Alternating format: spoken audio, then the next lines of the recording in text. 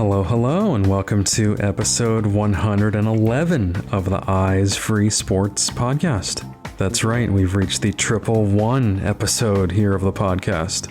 As usual, this is your host, Greg Lindberg. Here on this episode, we are visiting with a gentleman from the Houston, Texas area who has competed in running as well as snow and water skiing at some pretty high levels. In addition, I should mention that in the last few years, he has started an effort to raise funds for both guide dog schools as well as blind sports organizations. So let's go ahead now and dive into episode 111 of the Eyes Free Sports podcast. Okay, so joining me here on this episode of the podcast is Mike Royal. And Mike is a highly accomplished and talented multi-sport adaptive athlete who has competed at some pretty high levels in several different adaptive sports for the blind. Mike, welcome to the podcast. Thanks, Greg. Good to talk with you again.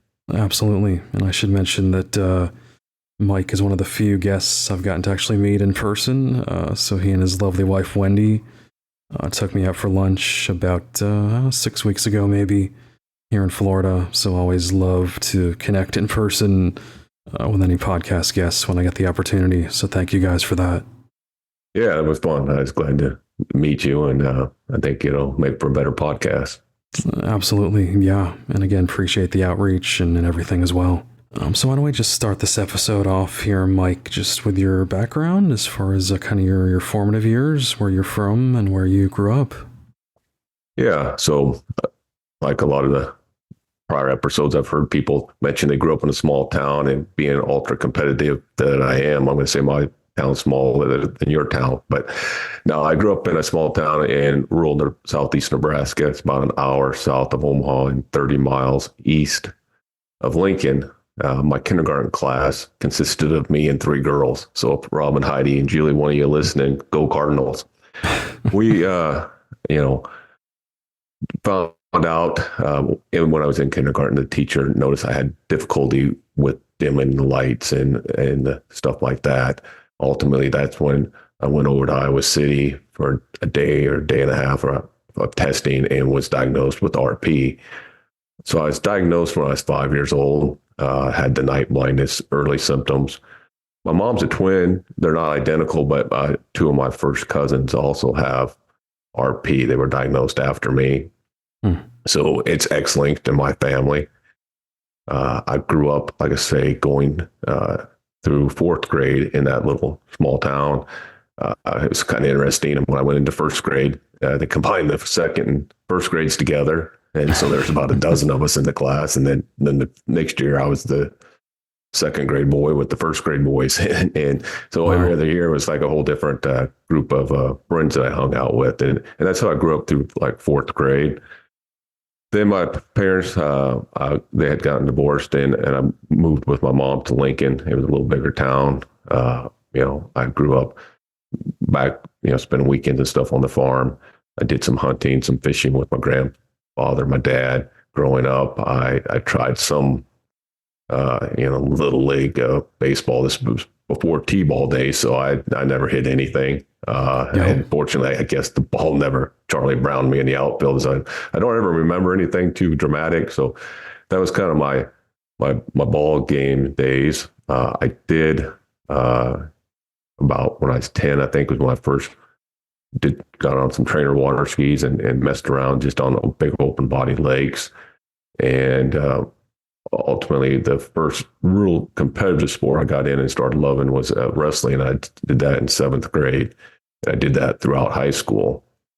In wrestling, it didn't really have much of an issue because, other than my biggest concern was a tournament was finding the red or green strap to wrap around my leg so they knew how to score the match.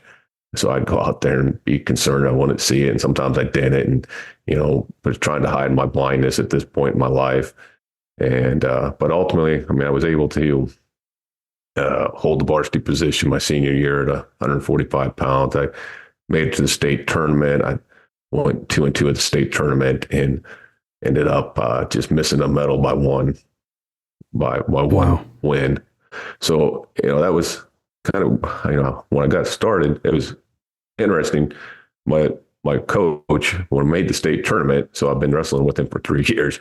He must have saw some other blind athletes starting with touching their opponents, and he's like, we could do that. And I thought, this is probably my last 2, 3 matches of my life. There's no need to change now. I think we'll probably circle back and you'll give me some other opportunities. But, I contemplating here in my mid 50s now, if I'd go back and tell my 18-year-old or my high school Mike, I'd say, hey, you should have a different cheerleader walk you out each match and help you find the strap for your leg, master a takedown move that would, use my blindness as a competitive advantage instead of, trying to wait till they actually make contact with me to start the match. And, and I think about that. And I also think my high school Mike probably wouldn't listen to me anyway. So that's kind of how I got started into sport.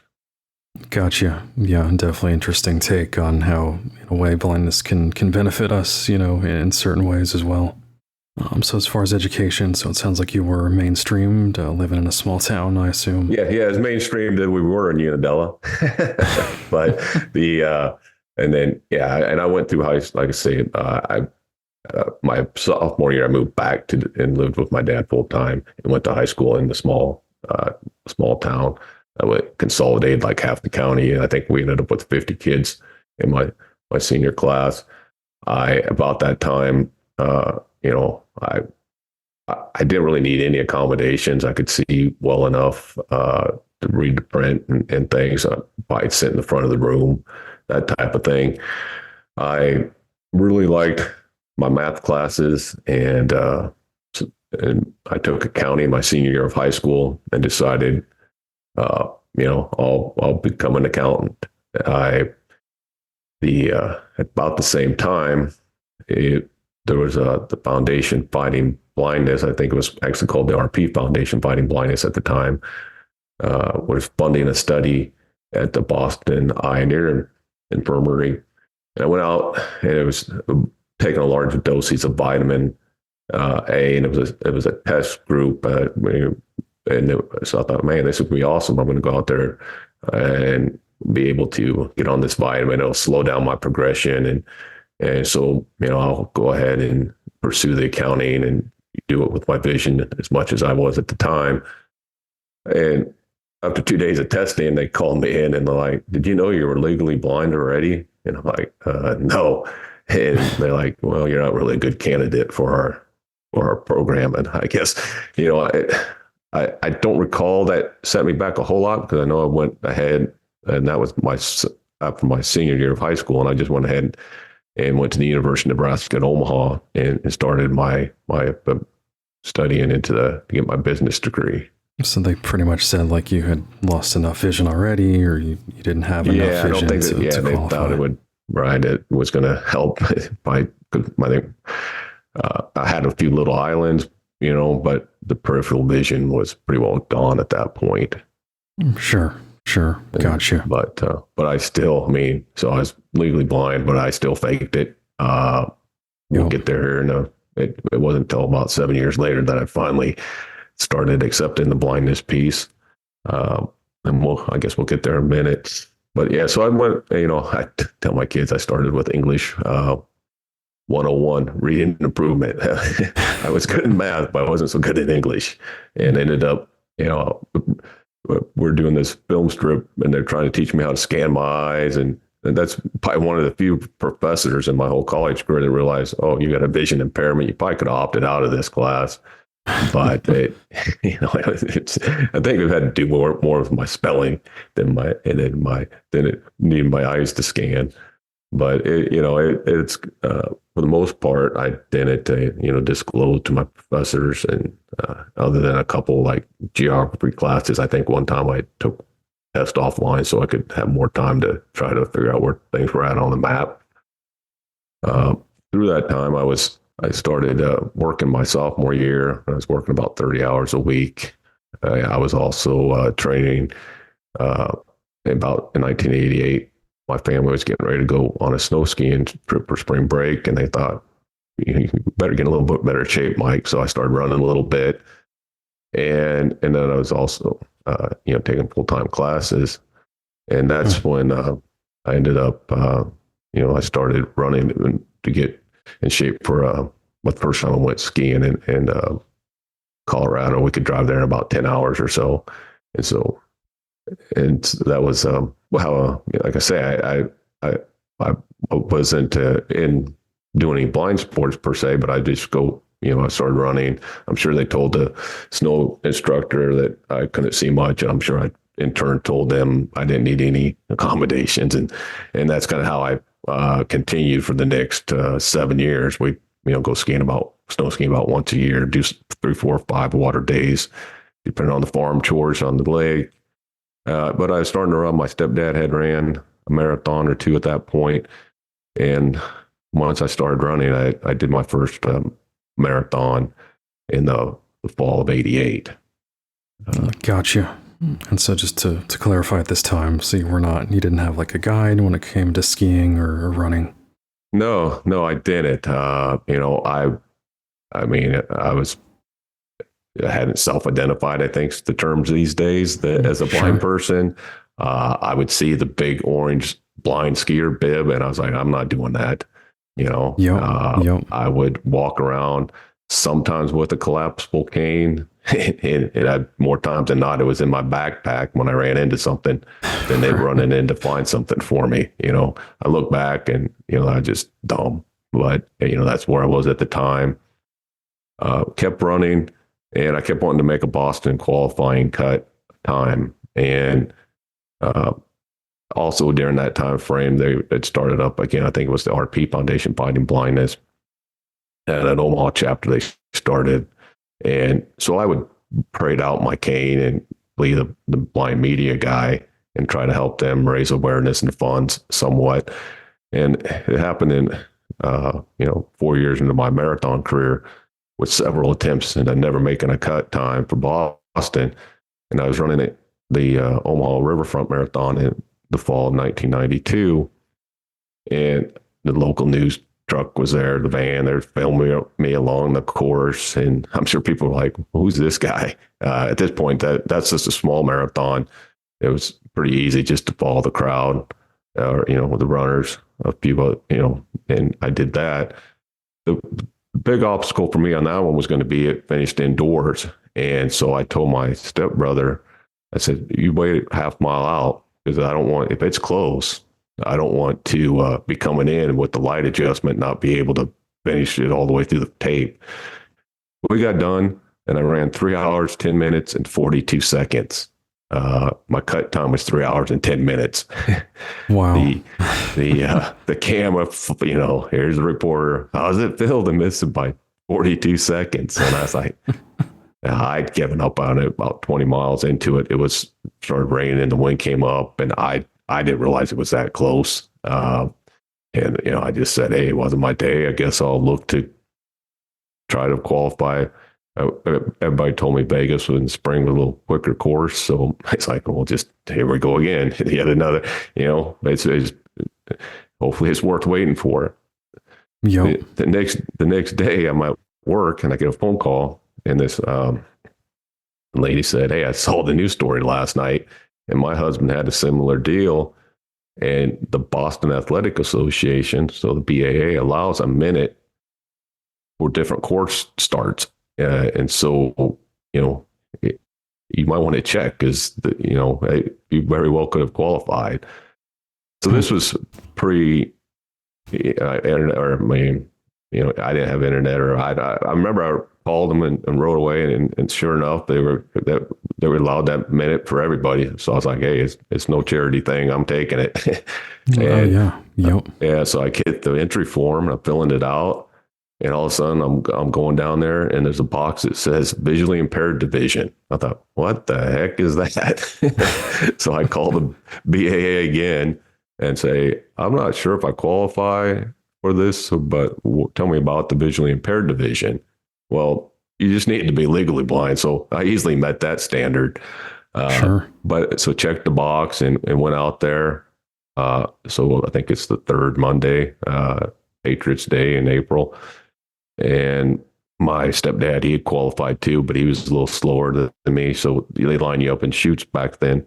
And I think they still do, and wave, the start. And he was going to be a couple chutes behind me. And when that gun went off, that was probably the first time I felt like a visually impaired runner because I couldn't move. It was so crowded. And I was not going to open up for a long time. Wasn't too long, and here comes my stepdad. I mean, he found me in that crowd. It's like, I ended up running about 24 of miles with my right arm on his left shoulder, which is not great technique, but it was the only way we're going to get through the course that day. Wow.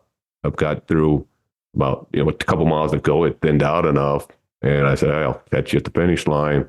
I think I finished in about 3.5 hours that day. It was really hot. That's what I remember. And I was taking taking extra water from kids. Normally wouldn't do that, except for official stations. Got done, and came home, and that was awesome. 5 years took to get qualified, ran that thing.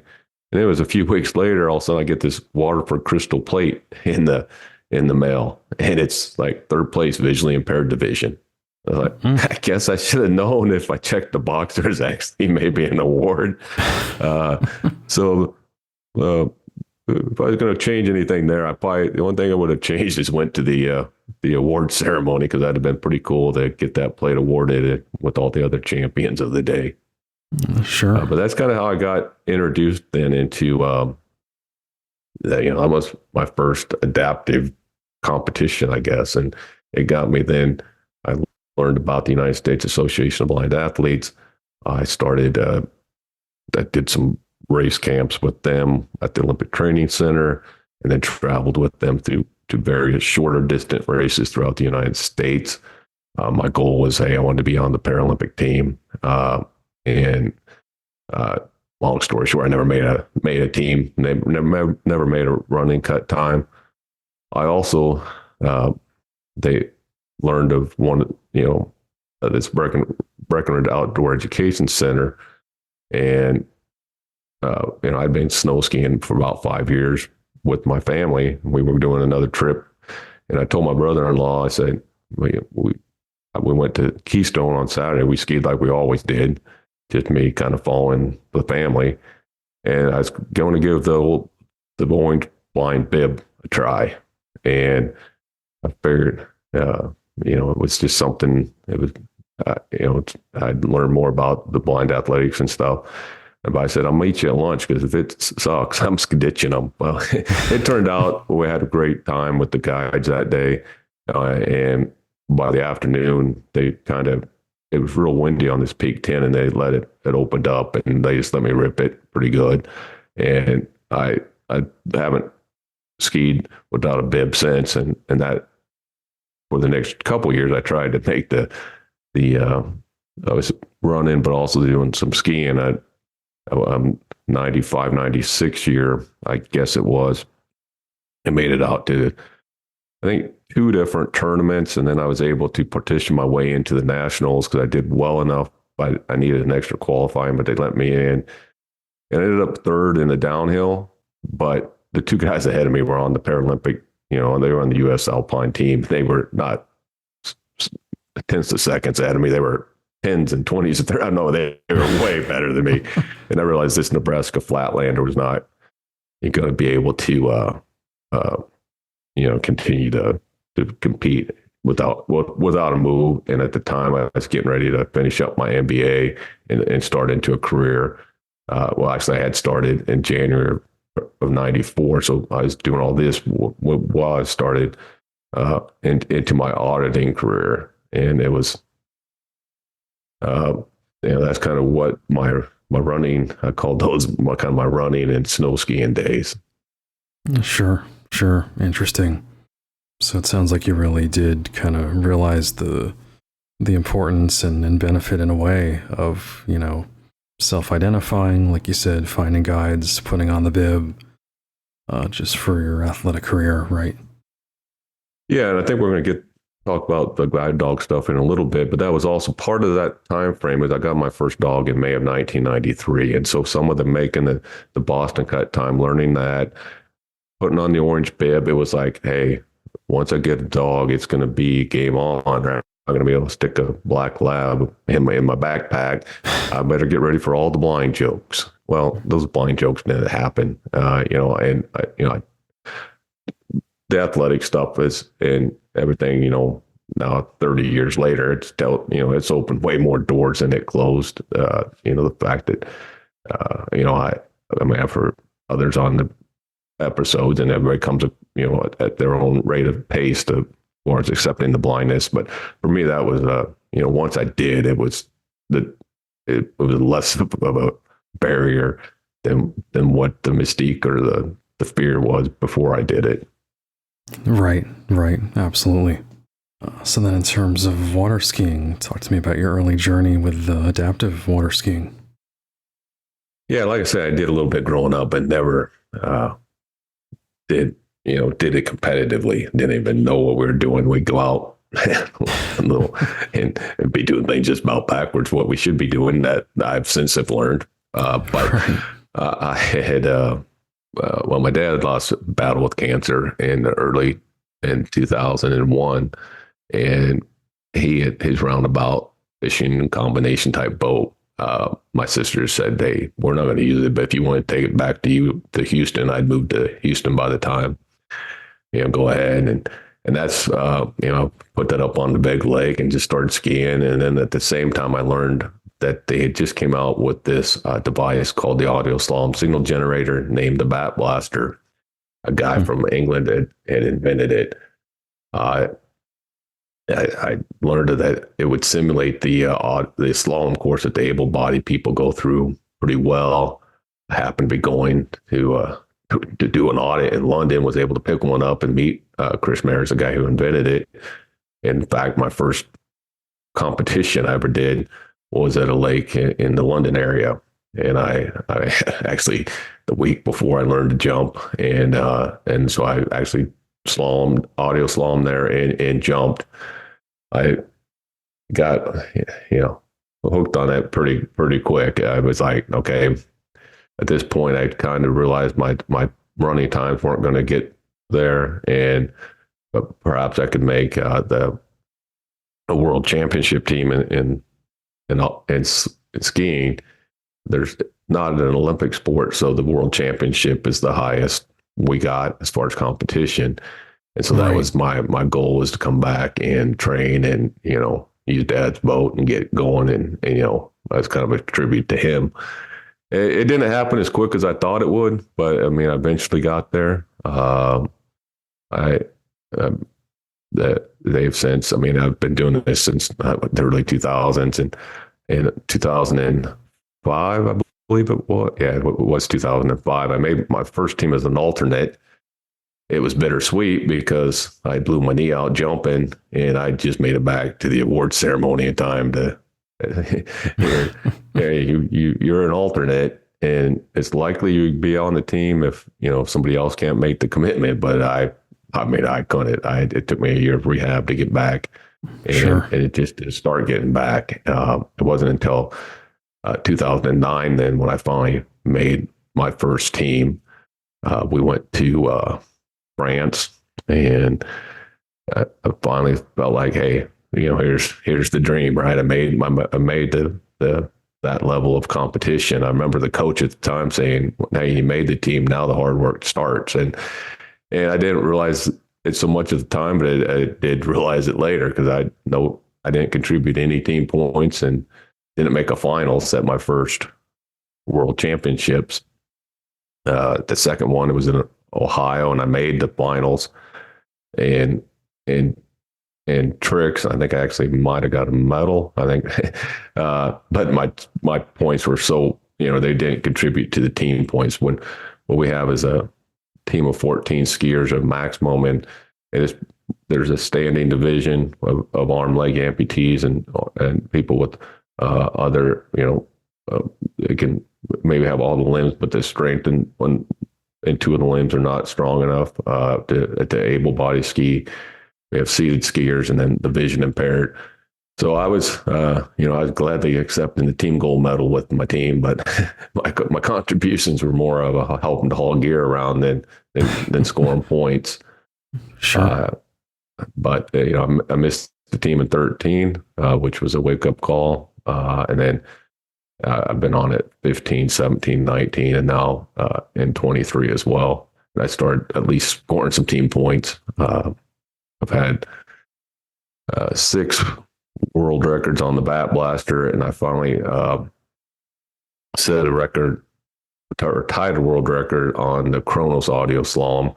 It just, technology got better through the years. This thing measures things more precise than the first generation audio slalom signal generator, simulates the course even more like the able-bodied skiers do it.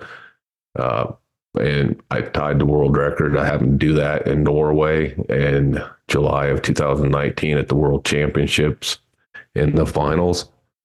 My prelims was the worst score to make the finals. So I went out and skied up best in my life and had the score for others to chase. It held up, and I actually won the world championship with that score. And Wow. then I was able to back that up last September. And my score was a little lower, but everybody's was. So I was able to back-to-back world champion. And up to then, I was starting to think my story was going to be, always close, but never quite got there. And then now it was gratifying to win that. My whole family was there on the dock. Once I had the score, we just sat and waited. I referred to them as the royal family boat crew. I drugged them. We all over. We went to Australia in 17. We've been all over the U.S. It's different things where, Dad's going to go compete again. And so that was a good time. And I'm looking to be back down your way in Urbandale, Florida. In September will be the team trials, and I'll try to make the 2025 team, which most likely be headed to Australia. So it's, I'm not sure when or how many more of these I've got in me, but that's the goal right now. I'd like to, when I tied that world record, it lasted for about less than a month. And Daniele, he's an Italian skier. He went out and rebroke it right away. But I was happy that I was able to defend at when we went head to head the next time we were back on the same water together. I was able to win for a second time, because I've got a lot of silver medals to Daniele. Sure. But, wow. Very neat. So as far as that audio system that you've talked about, and I'm sure that's kind of evolved over time, if you could kind of elaborate a little more on kind of how that works and techniques with that.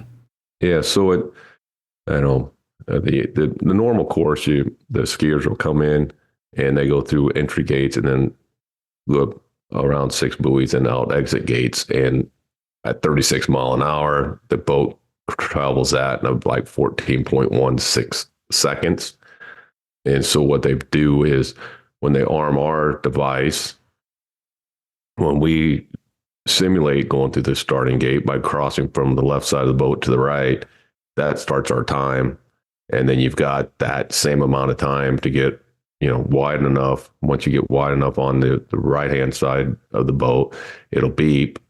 And that's based off of, the angle from the center line that the handle is. And then you proceed over to the left-hand side and, get wide enough to beep.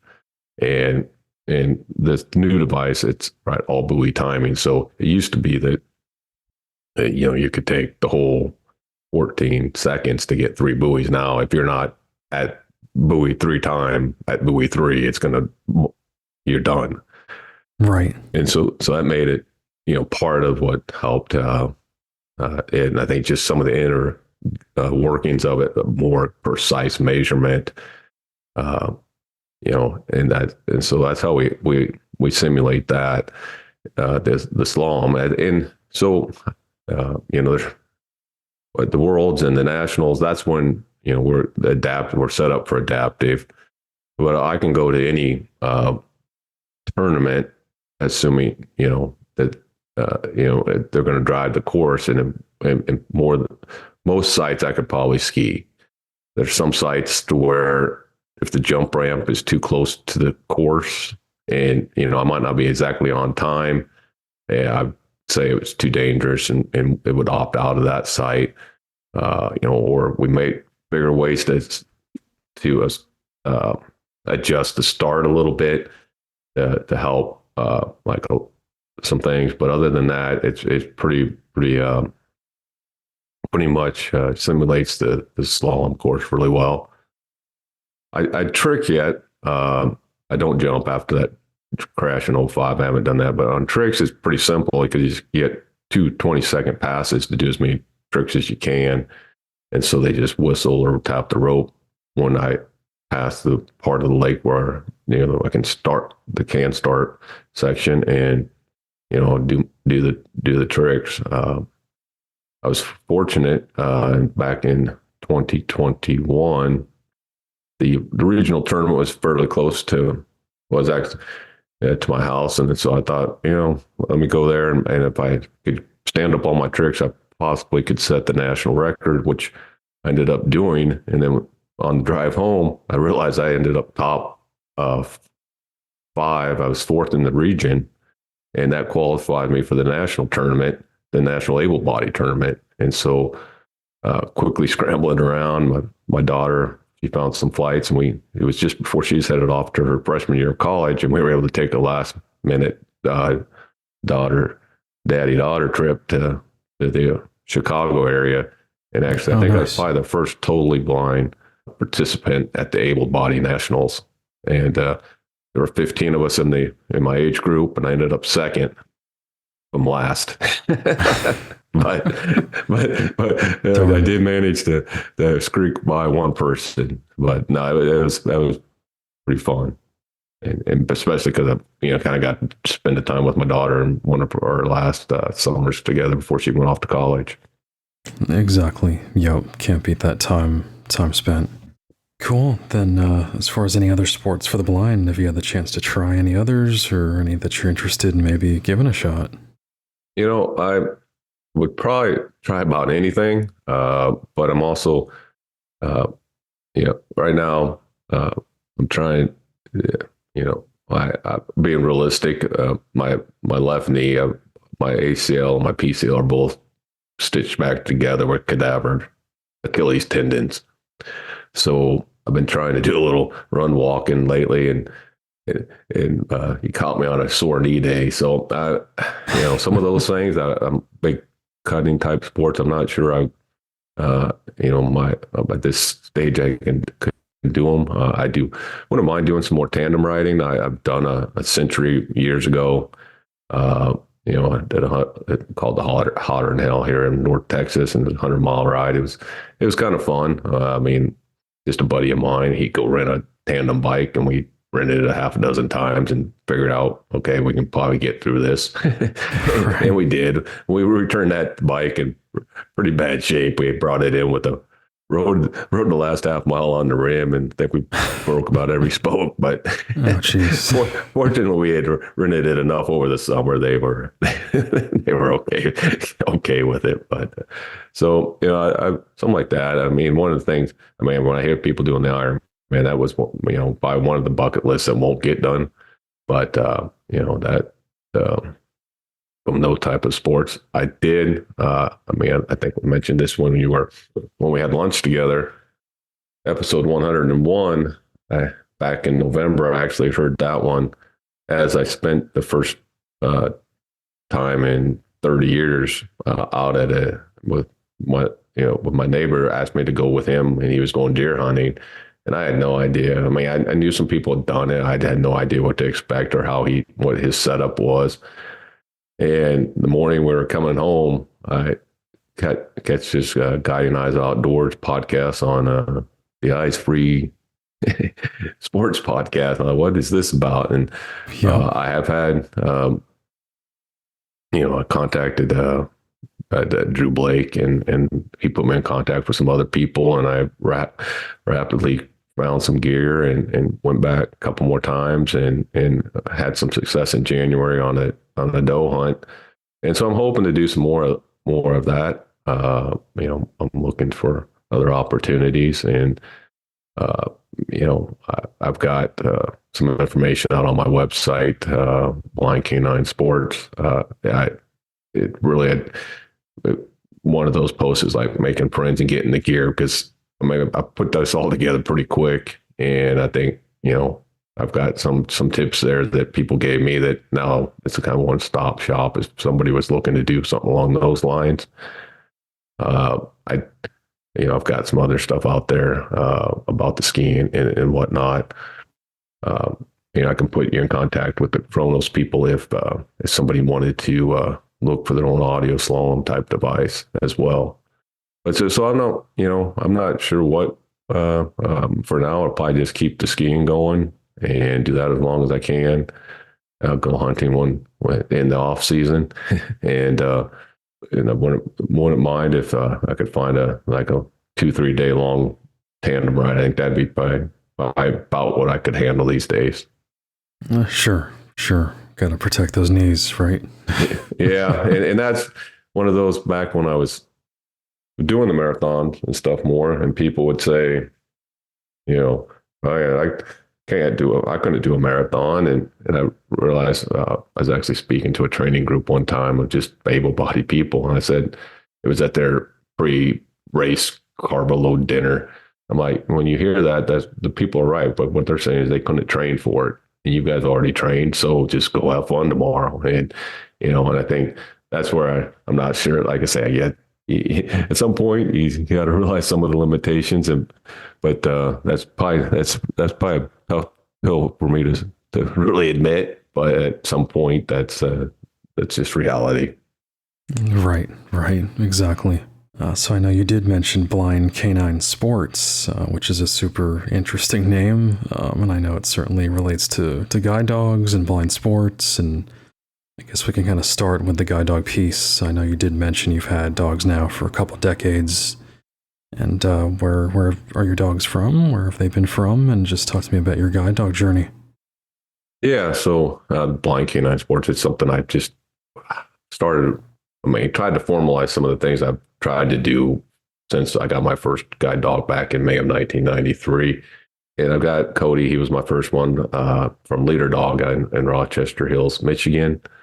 I had a second dog from there. And when I needed to go get my third dog in 11, I moved to Texas. I didn't want to take time out of the water ski season to get a dog, and I didn't want to go to Michigan in the winter.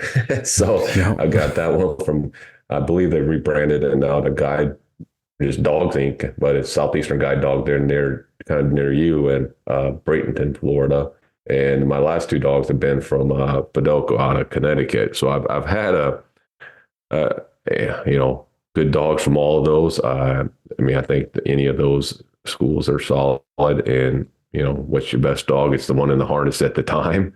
For me, obviously that first dog, though, I mentioned it got me this really, that's when I went from being being a sighted person that didn't see very well at all to becoming a blind person that at the time people thought I could see well, right? Because I could still have some central vision. I was working primarily for those years with bigger screens and stuff, but I could still see what I saw. I could see, but it was that tunnel got smaller and smaller until now I'm all voice. But so I did the Blind Canine Sports. I would go do when I was working and traveling as an internal auditor. I traveled all over the world through the sports and through the work. I'd taken dogs to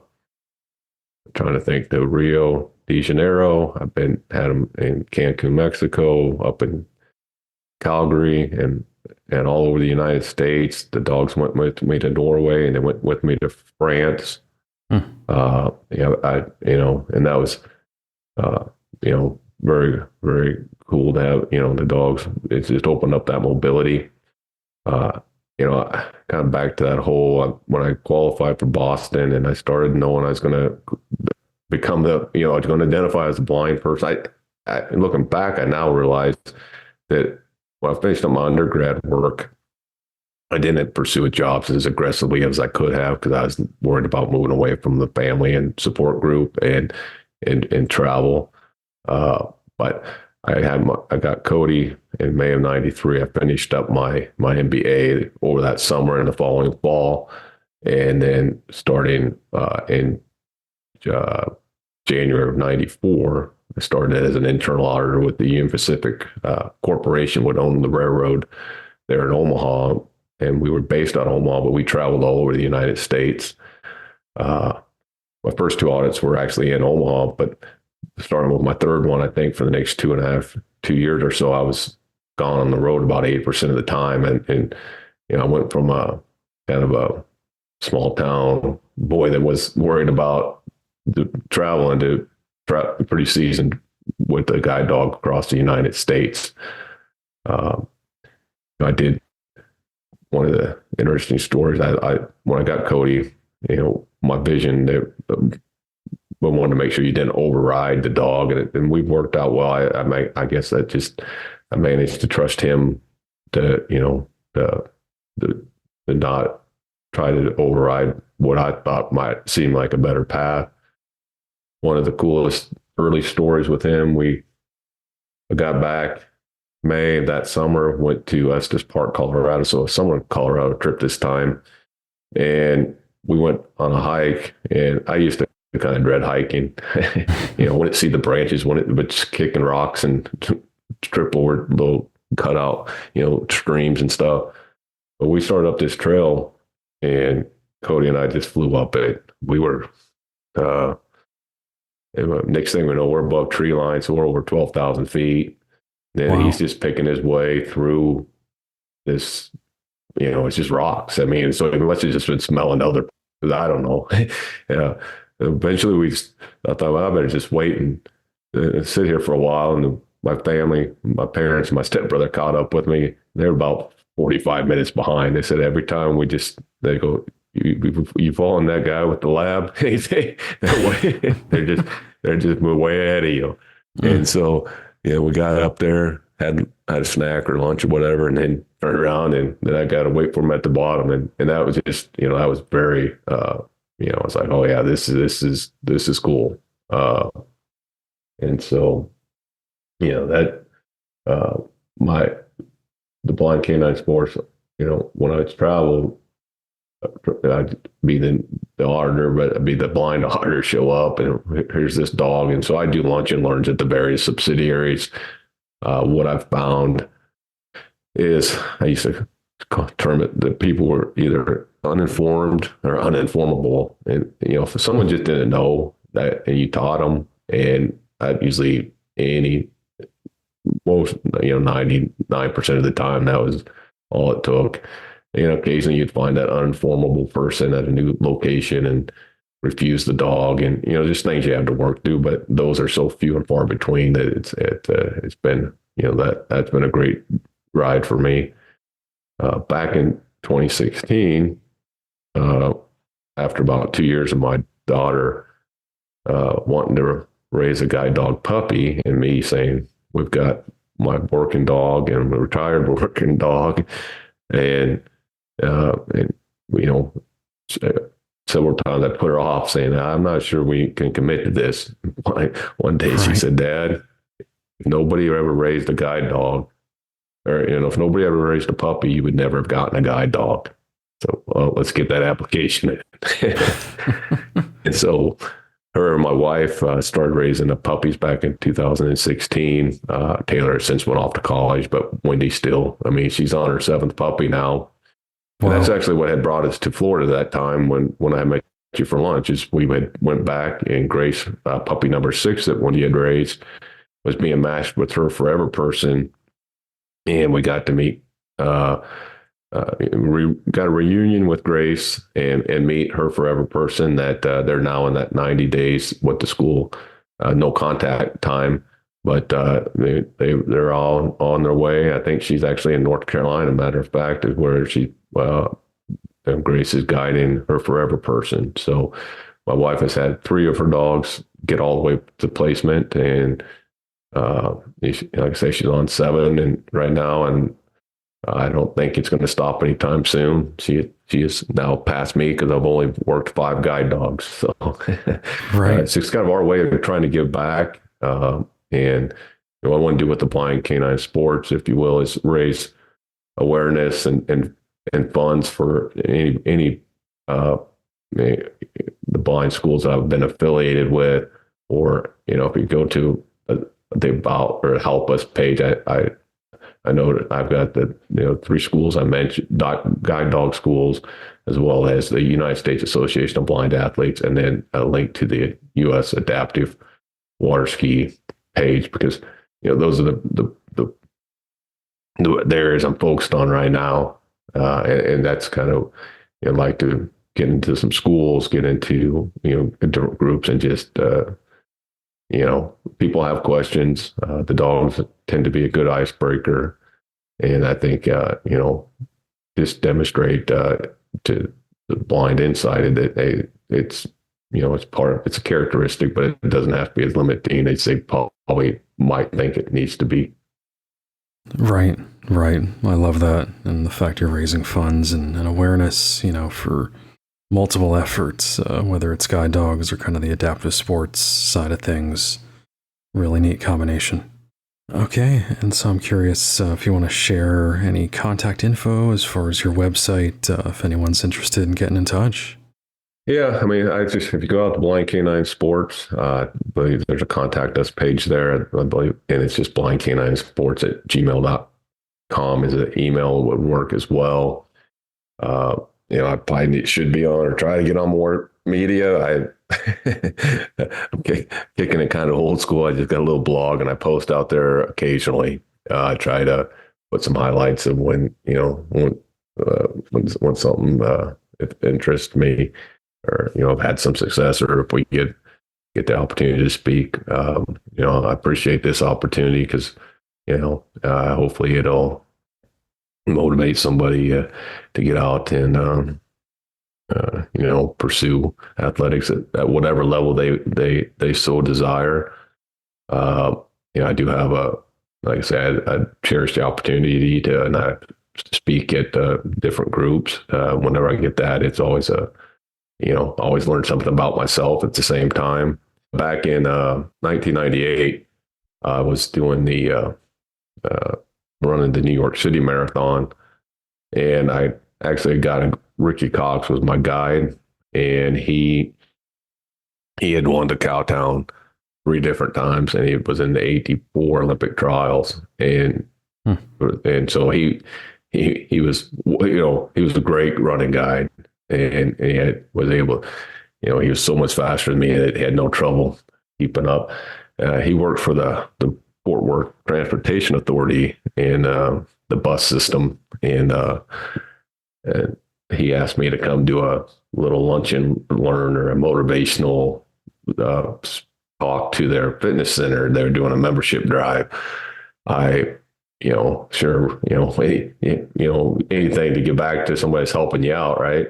And so I went and did my talk, and I think we did, morning after, we did 2-3 different sessions, and we kept running and training, and I'd ask him at about every training run about this lady that named Wendy that ran that fitness center.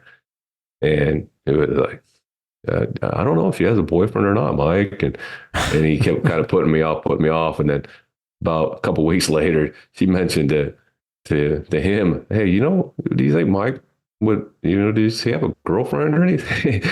Once she showed interest in me, then he put us in contact, and we got married then in October of 2000. So I'm not going to say my speeches will change your life, but that one definitely changed changed mine for the best. Right. You never know, right? Awesome. Well, again, our guest here on this episode has been Mike Royal.